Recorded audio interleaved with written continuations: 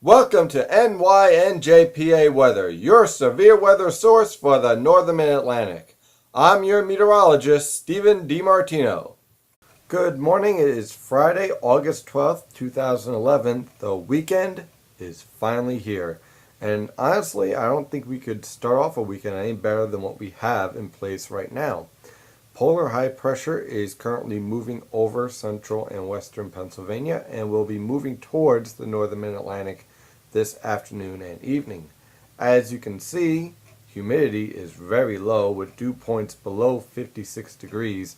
This is some very dry air and it is extremely comfortable outside. In fact, let's take a look at the latest observations.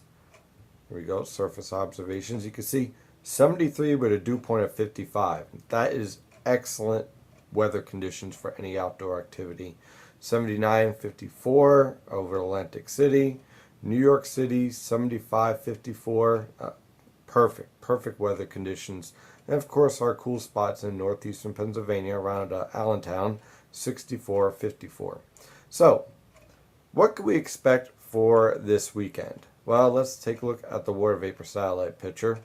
And as you can see, high pressure is in control and there's plenty of dry air, but there is trouble lurking over the northern plains. This is a very impressive disturbance for this time of year. We've seen a couple of them actually cut across the Canadian border and move towards the St. Lawrence River Valley, but this one's going to be different because this one is going to start to mark the real change in the pattern, and this disturbance is going to track towards the Tennessee River Valley and then off towards the mid-Atlantic coast on Sunday and Monday.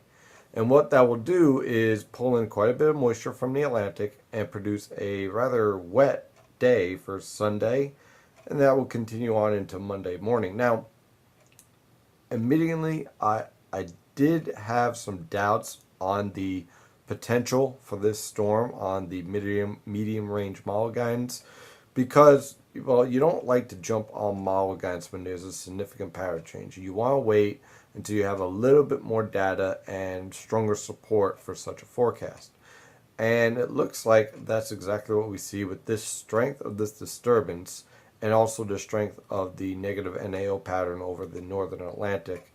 Both of these features will support an area low pressure slowing down, intensifying, and pulling in anywhere from 1 to 2 inches of rain over the New York City and Philadelphia metropolitan area.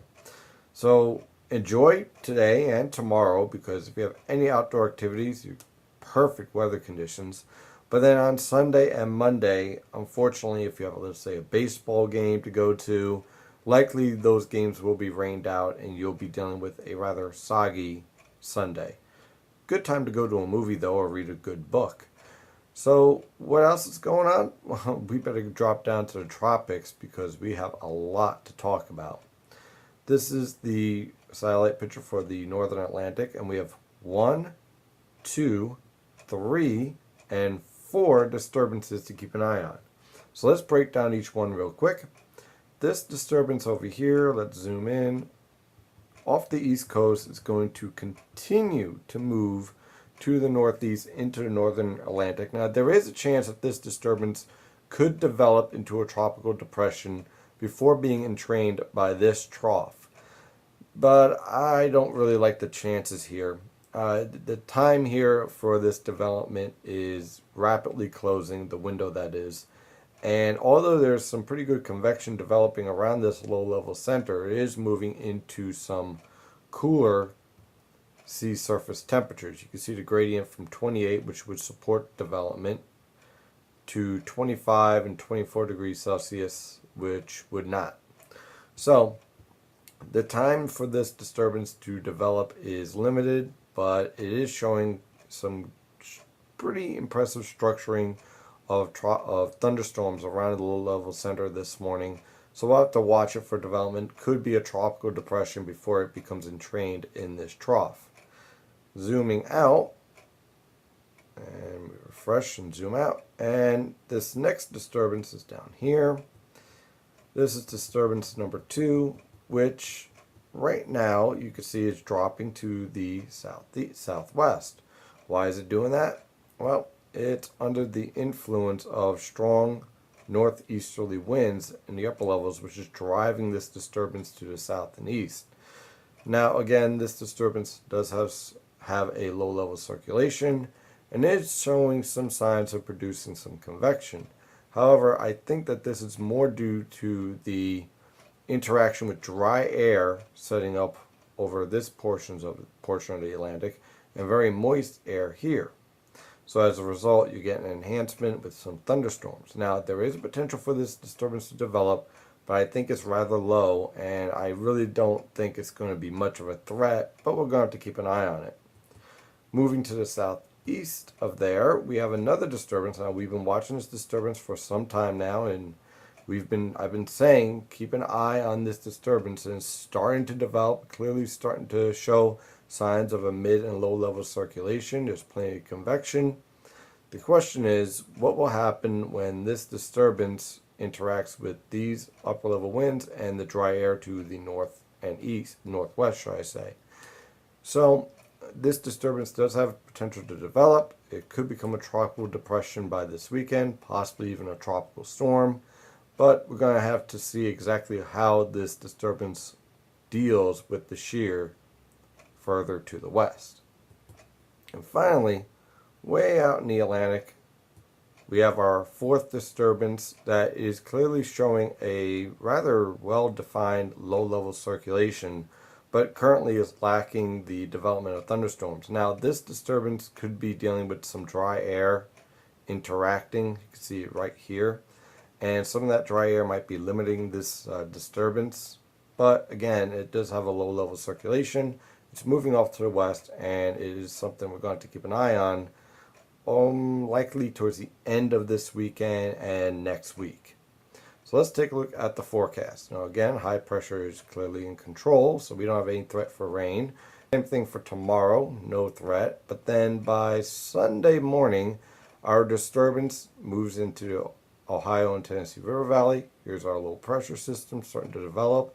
Interestingly, we have an area low pressure trying to develop along the coastal plain, along our coastal front and the Gulf Stream.